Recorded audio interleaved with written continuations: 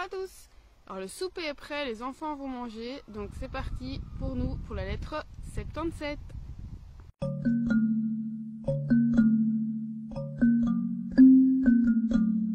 Il nous raconte que à Puzzol, il y a une effervescence particulière lorsque les bateaux qui viennent d'Alexandrie se montrent au loin. Alors on les reconnaît parce que ce sont les seuls qui peuvent garder leur voile du dessus, donc leur siparum en latin.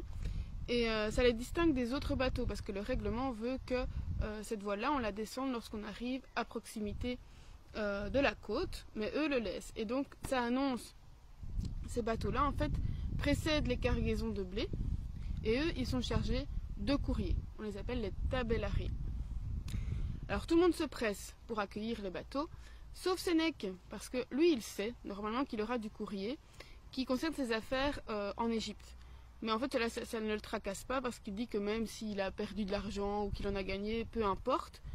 Car même s'il n'était pas aussi vieux qu'il n'est, il se dirait qu'il lui reste plus de provisions que de route à faire. Donc il ne s'inquiète pas pour ça. Et si jamais c'était le cas, il est de toute façon possible de raccourcir le chemin. Et donc de faire avec les provisions qu'on a.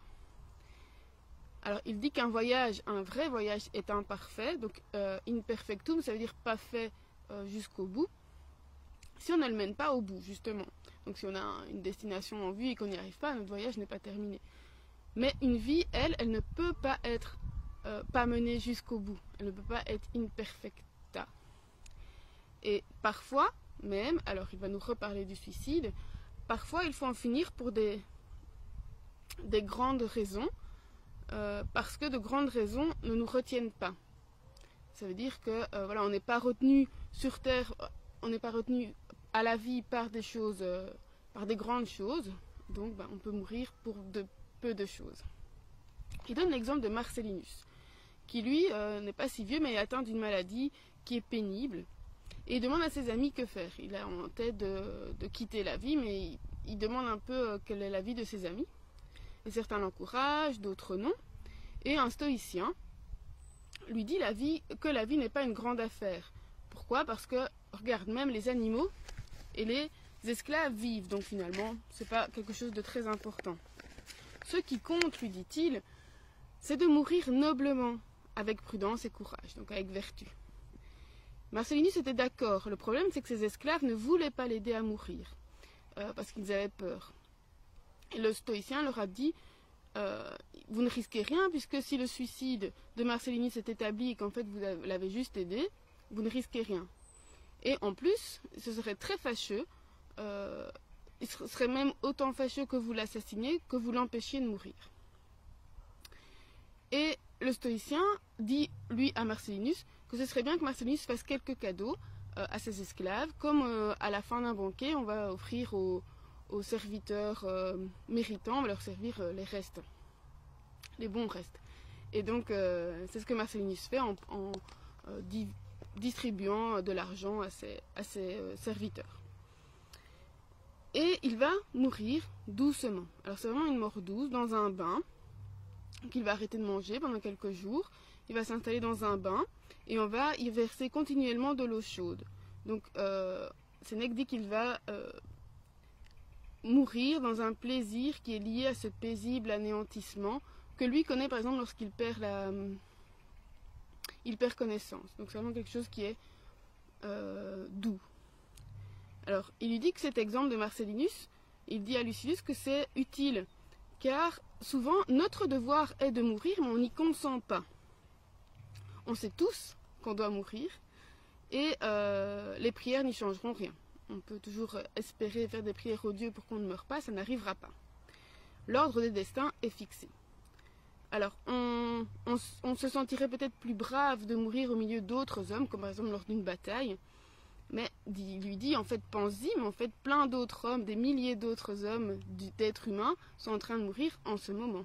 Donc tu ne meurs jamais seul. Un autre exemple, il donne l'exemple d'un jeune garçon, lacédémonien, qui refusait d'être esclave. Donc il avait toujours dit je ne serai pas esclave, je ne tomberai pas dans l'esclavage. Et un jour, le jour où il a dû effectuer une tâche servile, eh bien il a préféré se tuer. Il dit en fait c'est si facile de passer de la vie à la mort. Et si un enfant peut le faire, pourquoi pas toi? D'autant plus que la vie, quand on n'a pas le courage de mourir, c'est un esclavage. Rien ne te retient, il dit à Lucius, puisque les plaisirs, tu les as tous assouvis, donc quels qu'ils soient. Tes amis, ta patrie, tes affaires. Non, c'est pas ça que tu crains de perdre, en fait tu crains la mort. Mais cette vie que tu as là, est-ce que ce n'est pas déjà la mort?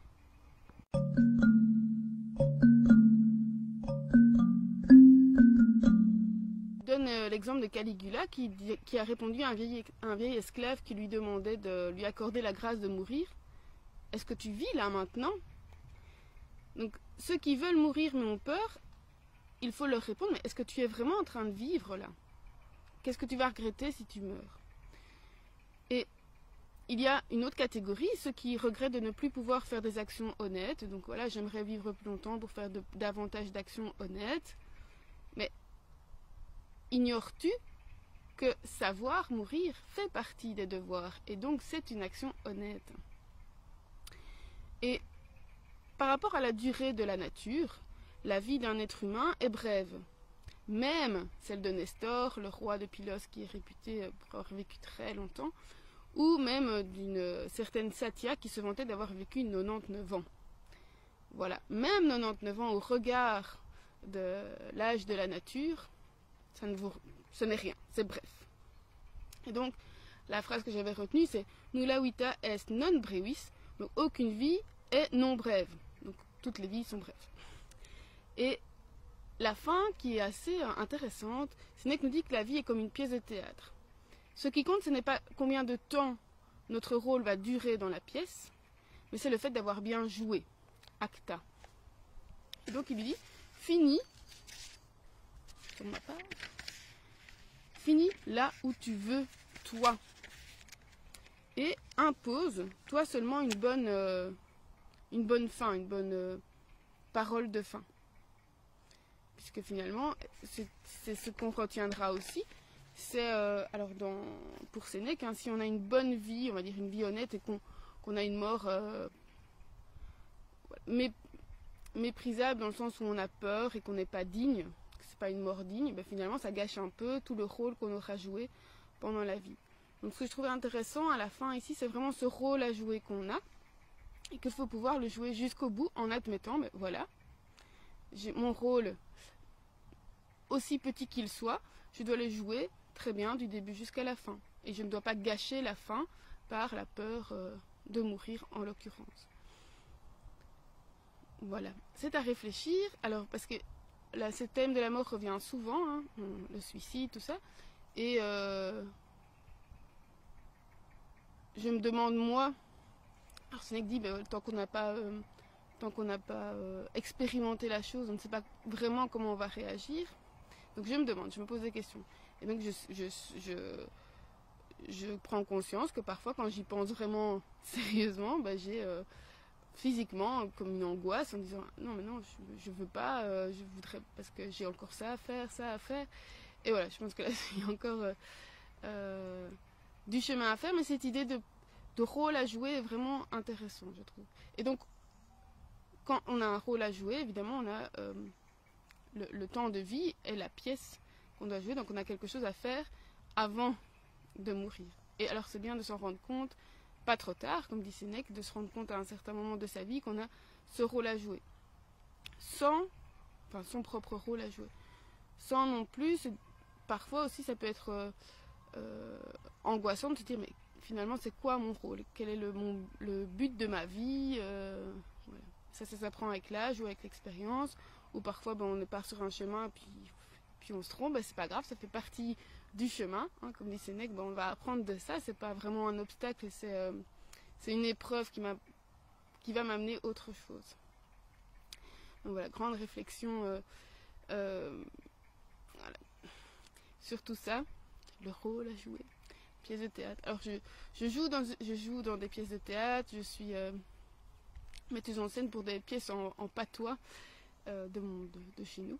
Et voilà, pour moi cette idée de rôle, c'est vraiment quelque chose de... On joue du mieux qu'on peut le rôle qu'on a, même si on ne l'a pas choisi. On se retrouve demain pour la lettre 78. D'ici là, portez-vous bien. Ou à l'été.